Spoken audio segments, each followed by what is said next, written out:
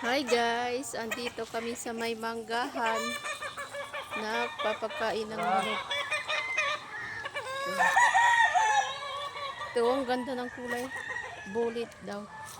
Tapos andun yung isa. Malayo na dito. So guys, kumakain na sila. Yan. Ito. Yun naman doon, yun yung ulbo ng baboy. Yan. Andun yung asawa ko. Nagpapakain siya. Yan.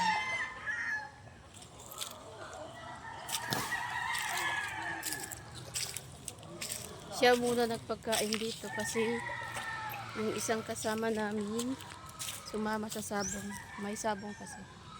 Ayan, ito ang ano dito sa manggahan.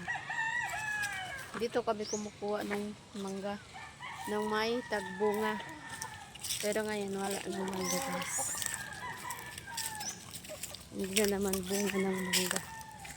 Ayan, kumakain na ang mga alaga.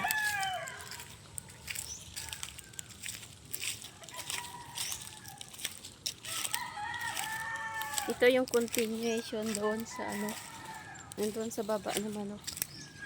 Ito pa yun. Tapos yun doon sa may niyugan. Yun pa yun guys. Dami na.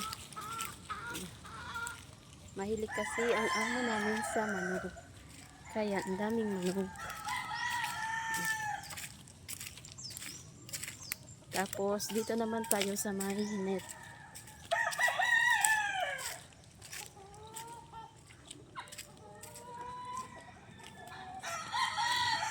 Sa may net. Tignan nyo. Puro manok yan doon dyan sa loob. Sa loob ng net na yan. Yan ang ano, may mga manok din yan.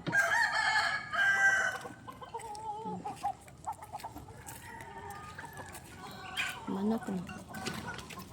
Yan naman natumba sa kay Christine. Yung puno na yan.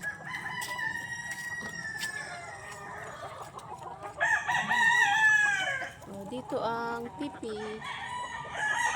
Continuation to doon sa may mangga. Nasa higit 500 ata na manok to dito. Lahat or mahigit.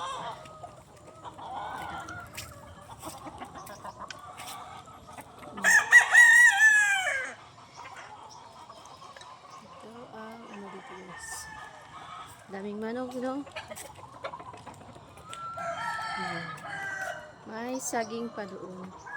At may duyan din dito. Dito nagtatambay ang gas namin pag gabi. Punta dito.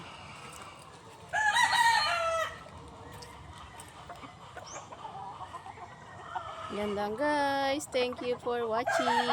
Bye bye.